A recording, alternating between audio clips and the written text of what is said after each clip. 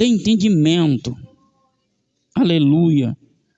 Para que a gente possa, com entendimento, gerar a fé que é segura, que consiste do Senhor em nós, para assim lhe agradá-lo. Eu te peço, Espírito Santo, que essa noite ajude-nos na revelação desse evangelho. Ajude-nos, Senhor, a interpretar o sentido da linguagem, para que a gente possa ter saber, para que a gente possa crescer em graça e em conhecimento.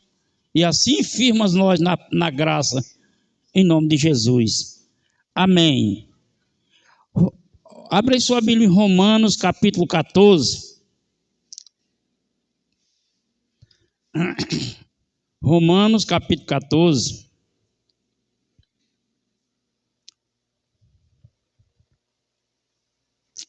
Glória a Deus. Todos encontraram Romanos 14. Nós vamos fazer uma leitura.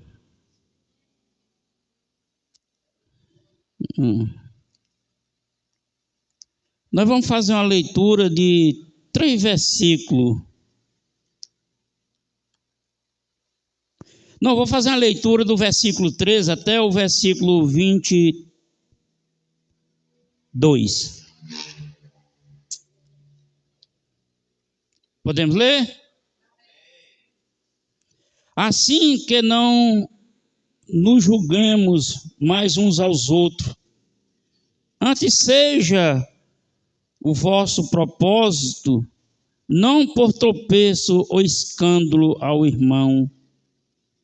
Eu sei e estou certo no Senhor Jesus que nenhuma coisa é de si mesma imunda, a não ser para aquele a quem tem por imunda.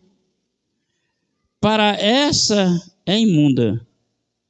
Mas se por acaso, por causa da comida, se contrista seu irmão, já não andas conforme o amor.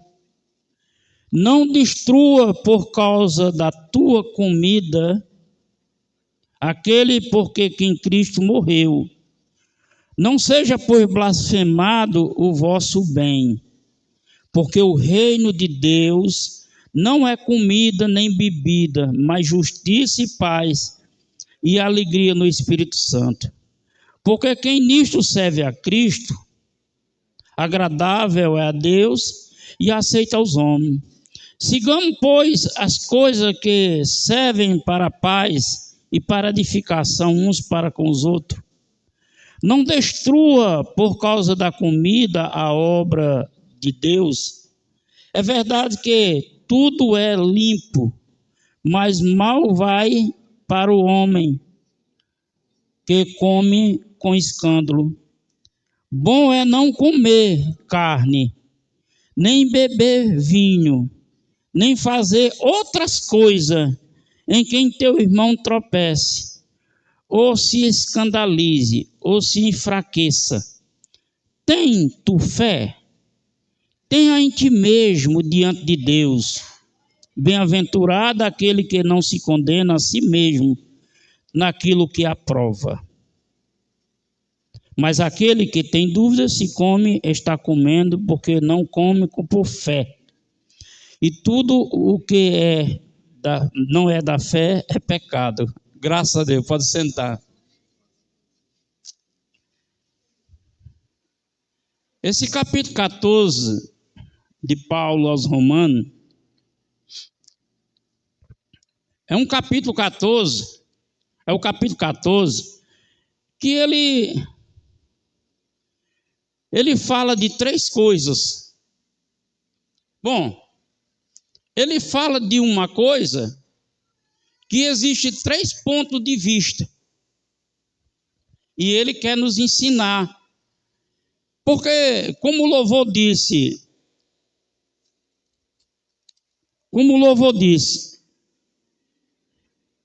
é nele, por ele e para ele. Paulo, ele está ensinando a igreja de Roma sobre, no capítulo 14, no início, sobre tolerância. Ele fala sobre tolerância, que também é um assunto de fé do cristão. Ele em seguida, a partir do versículo 13 que nós lemos, ele fala de como preservar um relacionamento. E depois, no final, ele fala de coerência. Ser coerente. Eu disse a vocês, sábado, que eu ia falar sobre não reciclar a fé, a nossa fé. Não reciclar a nossa fé no Senhor. Porque a Bíblia fala da fé que agrada a Deus e a fé que obedece às ordens de Deus. Ainda que é uma única fé, mas a fé que leva a agradar a Deus. Vou dar um exemplo como é a fé que agrada a Deus. A fé que agrada a Deus está escrita em Hebreus capítulo 11, do versículo 2 ao versículo 6. Diz assim no versículo 2. O primeiro diz que a fé é a certeza das coisas que se espera, a confirmação das coisas que se não vê. O versículo 2, ele diz assim: por fé nós entendemos que os mundos que foram criados não é de coisa aparente. Pela fé nós entendemos. Uma fé que dá o quê? Entendimento. Que dá convicção, que dá certeza. Aí ele diz: Abel deu maior sacrifício a Deus, por isso agradou a Deus, e até hoje o seu testemunho é contado. A fé que agradou a quem? Enoque, aí diz no versículo 4, Enoque, ele viveu um tempo que ele agradou a Deus de tal modo a sua fé, que Deus trasladou ele para ele não ver a morte. Ele agradou a quem? O que foi que agradou a Deus dele? A fé. Ele vai dizendo, Moisés, aí ele vai citando a história. Quando chega no versículo 6, ele diz: porque é necessário que aquele que crê em Deus, que se aproxima de Deus, porque é necessário, sem fé é impossível agradar a quem? A Deus. Está falando de entendimento, uma fé que agrada a Deus. Qual é a fé que agrada a Deus? A fé que leva você para Deus, para fazer o que Deus quer. Do versículo 7 em diante, vem a fé que agrada a você e a eu. A fé obediente. Moisés, aí ele começa a falar, Moisés pela fé, Abraão pela fé obedeceu, e vai relatando o resto do capítulo todinho. Então a primeira fé é a fé que agrada a Deus. A fé que agrada a Deus é a fé que faz eu me voltar para agradar a Deus. E a fé que faz eu me voltar para o cumprimento da minha vontade que está na promessa de Deus. E essa parte aqui é uma fé que agrada a Deus. Ser tolerante. Eu tenho uma fé para ser tolerante com o irmão, agrada a Deus. Ele disse aqui, não só agrada a Deus, como agrada também aos homens. É uma fé que agrada a Deus. Olha só. Ele vai falando aqui muitas coisas. Então ele usa a coisa mais simples, mais comum do ser humano, para fazer um paralelo do que é reino de Deus na nossa vida. Ele diz, olha, ele fala de comida, que é básico, que é comum na vida do ser humano, aleluia. E ele diz, só que o reino de Deus não é comida e nem bebida. Traduzindo, ele está dizendo que o reino de Deus não consiste no que entra. Não consiste no que entra que vai para o estômago. Aí ele diz, mas o reino de Deus consiste em paz, justiça, paz e alegria no Espírito Santo. Então, o reino de Deus não consiste naquilo que entra para o estômago, mas consiste naquilo que está dentro de você, que sai para fora. Justiça, sou justo, está dentro de mim, no meu caráter, da minha personalidade, porque eu obedeço a Deus. Justiça. Paz. Eu sou um produtor de paz, porque eu sou de Cristo, eu tenho que agradar a Cristo. E alegria. A alegria do Espírito Santo consiste no trabalho de Deus na vida humana, que ele conclui com alegria. Aleluia. É por isso que eu digo, o cristão não pode ser triste. Ele não pode, se ele entender a salvação, ele não tem motivo para ser triste. Ele pode entristecer. Paulo fala isso aos Coríntios. Você pode entristecer. Você pode entristecer. Mas você não pode manter-se triste. Paulo explica 8 pontos de vista da nossa vida que pode acontecer, mas não perdura em nós. Então ele apresenta esse reino. Agora, ele vai para o segundo ponto, quando ele diz, você tem fé, no 22, tu tem fé em Deus? Bem-aventurado aquele que não se condena a si mesmo. Você tem fé em Deus? Tenha em ti mesmo. Ele está falando de uma coerência. Por que ele está falando de uma coerência dentro desse contexto? Porque ele começou falando, não julgueis. Não faça nada que o outro possa sentir. Você tem que ter uma fé para isso. Porque todos foram chamados para a mesma mesa. Todos Deus está trabalhando na vida. Então seja coerente no seu relacionamento com Deus. Aleluia. E como eu vou pregar apenas eu dei essa explicação para chegar aqui, eu vou pregar só, tu tem fé. Eu vou falar de uma coisa recorrente no meio do cristão. Claro que existe base bíblica de pedir, irmão, ore por mim. A base bíblica é um dever do cristão orar pelos outros. Porém, como ele está falando de coerência, ele está pondo um limite. Ele está dizendo, se você tem fé em Deus, tem em ti mesmo em Deus, quer dizer, seja coerente. Se você tem fé em Deus, busque você mesmo a tua bênção em Deus. Isso porque é muito comum nos dias de hoje as pessoas transferirem a responsabilidade dela para os outros. A sua vida é pessoal com Deus.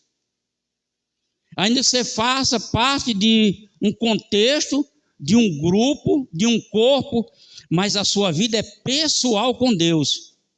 Se você for salvo, você não salva quem está perto de você. Porém, se você for condenado, você também não condena quem está perto de você. Porque é restrito você com Deus. É pessoal. Então, muitas pessoas têm tirado essa responsabilidade das costas. E não se envolve. Você tem fé em Deus? Eu tenho. Então se envolva com Deus. Tome posse da sua própria bênção em Deus. E eu poderia pegar um absurdo de exemplo, desde o Velho Testamento até Apocalipse. Um montão de exemplos. Mas eu vou pegar um exemplo de Marcos, no capítulo 5, falando sobre a mulher do fluxo de sangue. Olha o que é coerência que Deus requer de nós, da nossa fé, para agradar a Ele. Para agradar a Ele. O texto lá de Marcos diz da mulher do fluxo de sangue, que essa mulher eu tinha ouvido falar de Jesus, e ela disse em seu coração, se apenas eu tocar nele, eu serei curada. Para quem ela chamou a responsabilidade? Para ela. Quem foi que ela creu primeiro? Nela. estou morrendo, estou me acabando, não sei nem se eu chego lá, mas se eu chegar lá e tocar nele, aí transfere para... Tu tem fé em Deus? Tem em ti mesmo, em Deus. Então, ela teve fé nela e foi ao encontro daquele que ela depositou a confiança, a fé. Não transferiu para ninguém. E o texto sagrado diz que ela já tinha gasto tudo. Já tinha buscado recorrer em outras fontes, mas não tinha encontrado. Não tinha encontrado. Eu sei que a medicina na época não era evoluída como de hoje, mas olhamos assim. Ela buscou a medicina que alguém fizesse para ela. Eu vou para o médico vai fazer a minha cura. Ele vai medicar, ele vai me contar, medicar e fazer a minha cura. Então não foi curada. Muitas pessoas são cristãos e estão passando um problema, irmão. Estão vivendo uma situação. E eles vêm em pé de oração. Mas tem coisas que só são resolvidas de você com Deus. Ninguém pode interferir. É uma causa sua com Deus. É uma questão sua com Deus. Então é preciso você se intensificar, vamos dizer, na oração, na atenção à leitura bíblica, numa pregação, ouvir o que Deus vai dar como direção. Você vai buscar. E quando Ele der a direção, a responsabilidade é sua. Aquela mulher que não tinha como ser curada, ela teve uma direção. Qual foi a direção? Ela ouviu falar de Jesus. Então o mistério estava com Jesus. O mistério estava com Jesus. O mistério estava lá em Jesus. Mas a responsabilidade era dela. Jesus não foi lá onde ela estava, não. Vocês estão entendendo, irmão? Então muitos cristãos estão vivendo uma vida no meio do evangelho justamente porque se acomoda e não busca Deus. Como eu falei de reciclagem, hoje, nesse tempo, quase tudo se recicla. Até o ser humano se recicla na formação, no conhecimento. Mas na relação com Deus não existe reciclagem. Aleluia! Tem que ser o original, é o ponto perfeito. É você e Deus. Eu não estou pregando uma teologia, irmão, desconhecido. Estou pregando uma vida que eu já vivi com Jesus. Ou você imagina que um homem já viu a sombra da morte, como eu já vi tantas vezes, depois de crente. E pode quem dizer que eu não sou crente, que achar o que achar, pode falar o que quiser. Eu sou um homem crente, com temor a Deus. A minha vida identifica isso, irmão. Eu sou separado. Eu não tenho influência por coisa que não diz respeito. Você tem a convivência mais perto de mim, que você vê que eu só falo de Deus, de Jesus, da palavra. Eu só estou no contexto. Eu não gosto de conversar. Não me diz respeito. Eu não saio da minha casa para ir. O meu avô dizia assim, éguar. Ele chegava para meu pai, ele chamava meu pai de meu genro. Meu genro, você vai a Tabuleiro hoje, ou a Limoeiro, dia de sábado, de feira. Aí, pai, eu vou, Anoro. Meu genro, você vai comprar alguma coisa? Não, eu vou dar uma voltinha para me ver as novidades. Ele disse, bom, você vai eguar. Meu avô dizia para meu pai. E, bom, meu genro, você vai só eguar. Você égua lá no meio da feira, ele dizia. Então, eu não saio da minha casa para ir assim, porque eu não saio não, irmão, não tenho interesse não, não tenho vontade não, porque não tem nada. Deus me chamou para viver uma vida com Ele. Então, os cristãos não têm uma fé firme, porque lhe falta esses detalhes de aprendizado, de ter uma fé para agradar a Deus. E uma fé para agradar a Deus é uma fé que rejeita as coisas, que às vezes vem como oferecimento para a gente, e você reconhece, não vou não quero não, eu prefiro ficar. É uma fé que agrada a Deus. Um homem como Enoque foi trasladado porque ele agradava a Deus. E na época de Enoque o mundo era pervertido, gente. Ele é um pervertido, ele agradava a Deus. Abel morreu porque agradou a Deus. O seu irmão cirou e matou, porque ele fez algo que agradou a Deus. Então, agradar a Deus também tem seu risco. Mas eu agrado a Ele e Ele toma conta de mim. Aleluia. Então, veja bem, a mulher, ela, quando teve a notícia, ela assumiu a responsabilidade agora. A bênção é minha, eu vou tomar posse. Vou lutar nela. Aí foi. E vocês conhecem a história. Havia uma multidão, ela estava fraquinha, ela se arrastou, tudo indica que ela se arrastou porque ela tocou na orla do vestido. E Jesus perguntou quem me tocou, e um dos discípulos disse, ora, numa multidão dessa, quem me tocou? Ao que foi Jesus respondeu, não, alguém me tocou porque eu saí virtude de mim. A fé que agrada a Deus move Deus, irmão, aleluia. A questão que nós só queremos usar uma fé que agrada a nossos interesses. O nosso interesse. Poucos de nós têm uma fé que possa dizer não para as coisas que é para dizer não. Tem coisa que é para dizer não, mas a gente não diz não. Nós levamos em consideração, a gente leva parentesco, mas na verdade é para dizer não. Porque isso também não faz a vontade da gente. Entendeu? Quando eu me converti, eu busquei muitas minhas pessoas conhecidas, familiares, pessoas que eu tinha tido contato próximo, para pregar o evangelho, para aceitar Jesus. Eu pelejei muito com muita gente. E eu chegava em casa, eu orava e chorava, mas Jesus, eu me empenhei. Eu vou contar um testemunho. Um homem no corpo de areia, ele tinha uma hernia nas virilhas, que ele não andava muito mais não, ele se arrastava, era muito grande. A barriga dele desceu, o fato. E ele vivia só, ele era abandonado pela família. Eu, novo convertido, queria muito que ele aceitasse Jesus.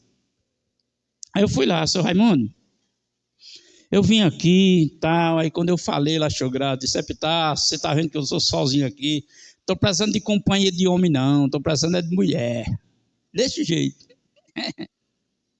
Eu voltei lá para papai e disse, papai, estou tão arrasado, orei tanto, jejuei para o mundinho. Mas depois eu fui entendendo, não é o que eu faço que vai salvar ele. O que vai salvar ele é quando ele crê. Não é o que eu faço. Não é a minha fé que leva, é a fé dele que vai de encontro a Deus. Porque veja, um cristão nós se maltrata por causa do nosso parente. É um dever a gente convidar, bora, mas não pode se martirizar não, irmão.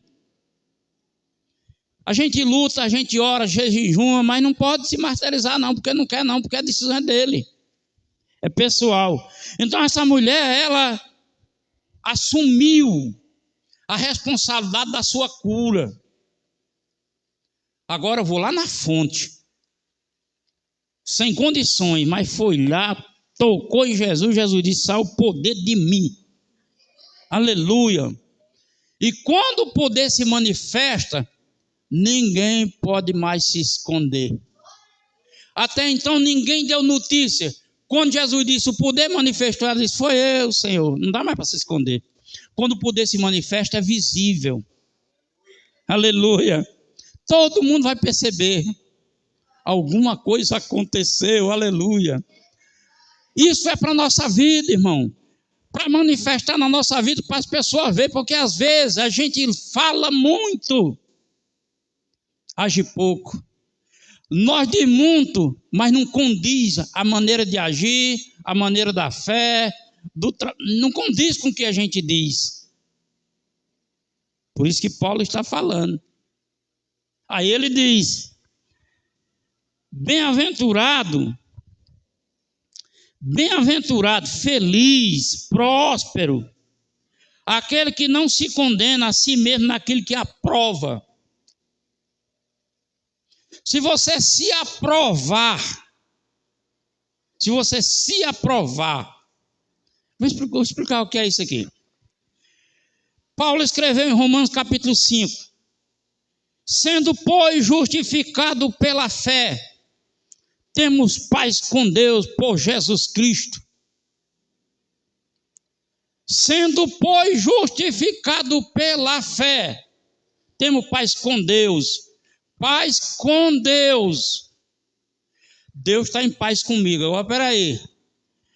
Para eu não me condenar, Paulo diz: aquele que não se condena a si mesmo naquilo que aprova. É preciso você ser aprovado, a sua fé diante de Deus. Deus está em paz com você, agora é sua vez de ficar em paz com Deus. E a paz com Deus é quando sua fé agrada a Deus. É por isso que nas cartas Apocalipse, eles findam sempre as cartas assim: o que vencer, dar-lhe-ei. O que vencer. Essa história de vencer não se trata de materialismo não, irmão. Nada. É ricamente e definitivamente espiritual. O que você pode vencer espiritualmente, aquilo que se manifesta contra você, que é espiritual. Aquele que tem natureza do mundo, aquele que tem natureza do pecado, aquele que tem natureza do diabo, você vence.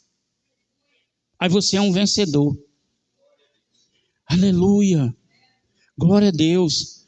Mas aí, muitos pegam o texto para dizer o que vencer. Irmão, olha, você vai ser bem sucedido, você vai prosperar. Aí a pessoa se ilude. Não é nada disso que o contexto está falando, não. Não é nada disso, não. Nada disso, não. Então o apóstolo Paulo, ele diz: bem-aventurado. Se tu tem fé, faz um questionamento, interroga. Por que Paulo faz uma interrogação? Porque Paulo quer saber de nós, se nós sabemos a importância que esse assunto tem para nós. Não se trata de comida, não se trata de bebida.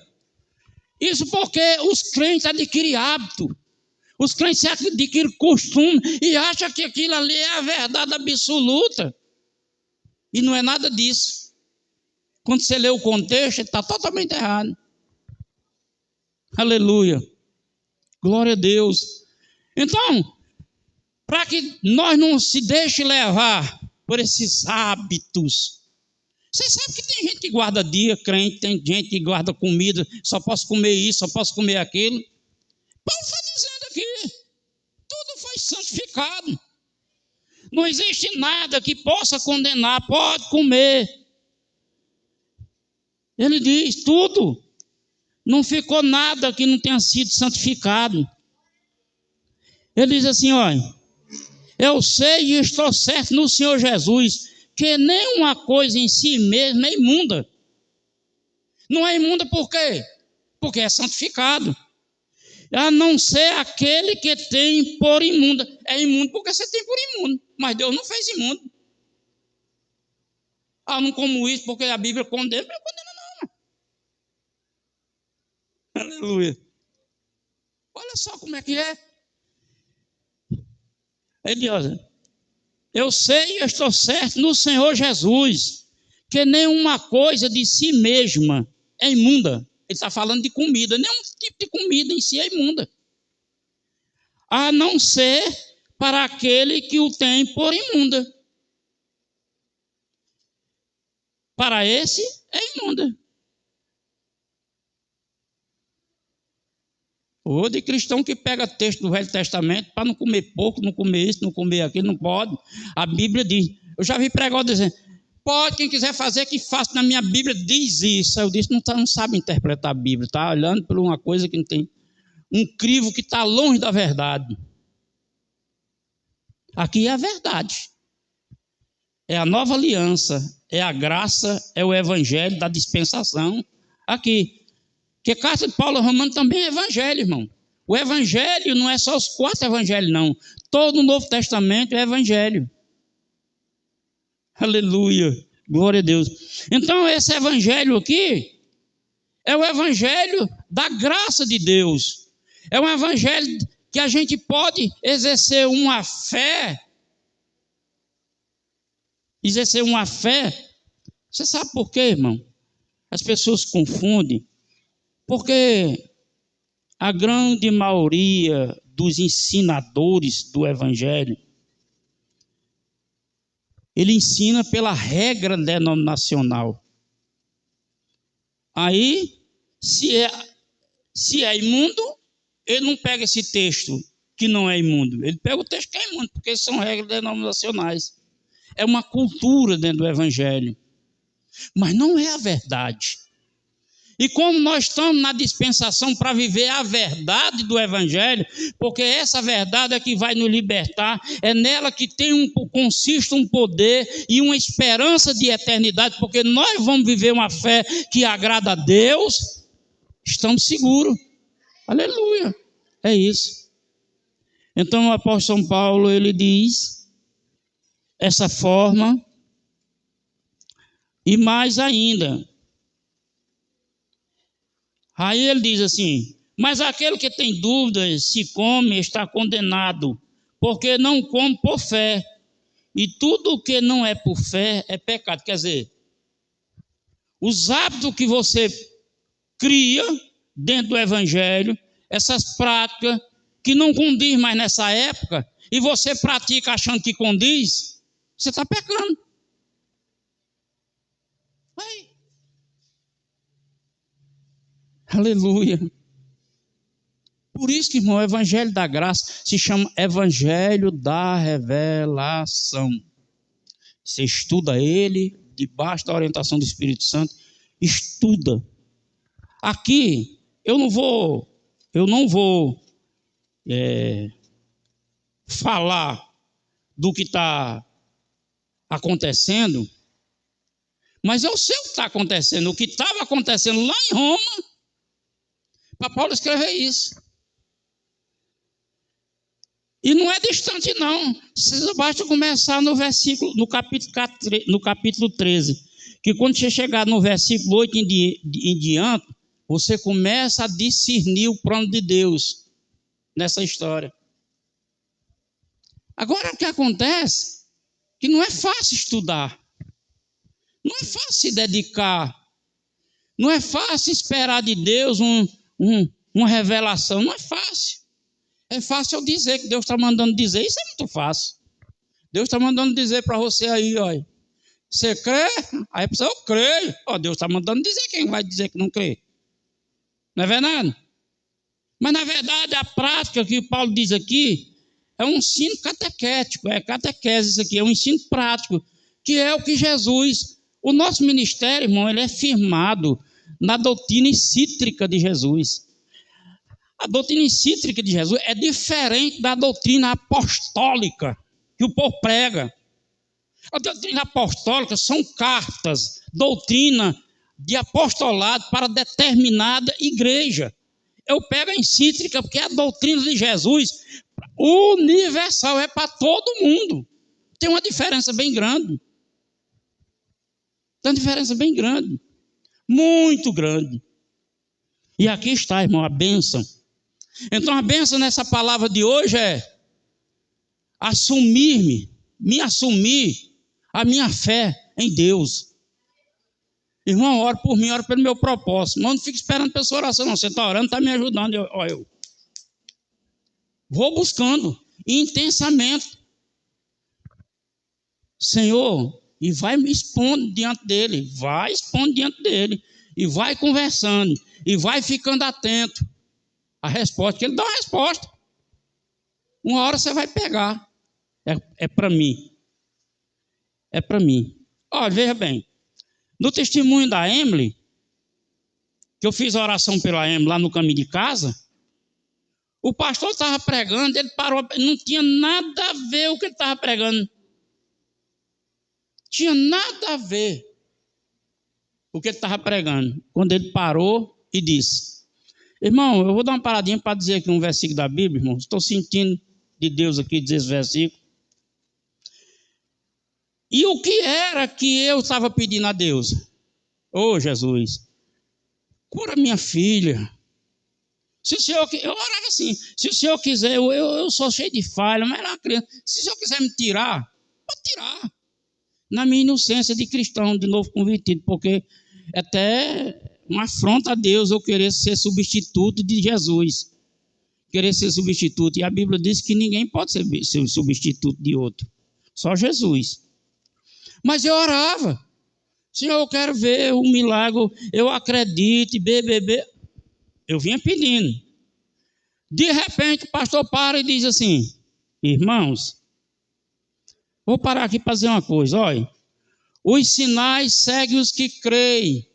Em meu nome expulsarão demônios. Aí foi dizendo. Quem estava pedindo uma cura para minha filha? Eu. E quem estava sendo crente naquela hora? Eu. E o que Deus estava dizendo? Você é o crente que tem um poder para curar sua filha. Eu no caminho orei que expulsei o demônio. E ela foi receber o milagre. Aleluia. É isso que eu estou ensinando para vocês, irmão. Assumir. E quando eu fui para o milagre acontecer por meio do pastor, por meio da igreja, por meio do irmão, por meio... sei lá. E o milagre estava na minha mão. E na hora que eu compreendi, disse a ela, cheguei em casa e orei. Me ajoelhei e se agarra aqui, meu filho, eu vou orar. Na mesma hora o milagre aconteceu. Em seguida, quando nós fomos para Fortaleza, o câncer tinha morrido, tinha desaparecido, o pulmão estava um pulmão novo no lugar, uma benção, e lá vai a confusão, porque queria abrir a menina para ver esse pulmão novo que tinha, porque tinha sido tirado, estava no Paraná, mandaram buscar lá o do Paraná dentro de um tubo de vidro desse tamanho, para olhar se era o da menina, e nós queremos ver o que tem aqui dentro. Aí o médico chegou para mim e disse: não deixa não, pai, que a gente deixa quando está acontecendo tudo errado, mas sua filha já está curada. Aleluia. Então é isso aqui, irmão. Bem-aventurado. O evangelho é para nos fazer felizes. Desde que nós usamos a fé para agradar a Deus, a gente só pensa na fé para agradar a nós mesmos. Vou fazer uma campanha de jejum e oração, que eu quero essa cadeirinha branquinha aqui. Aí Deus vai dar, meu irmão. Porque tem a fé da bênção, vai dar, ele vai dar, uma hora você vai receber. Mas agradou a Deus? Não, agradou a você. E o texto está falando de um momento de a gente ter uma vida para agradar a Deus. E Paulo diz assim: porque quem nisto serve a Cristo,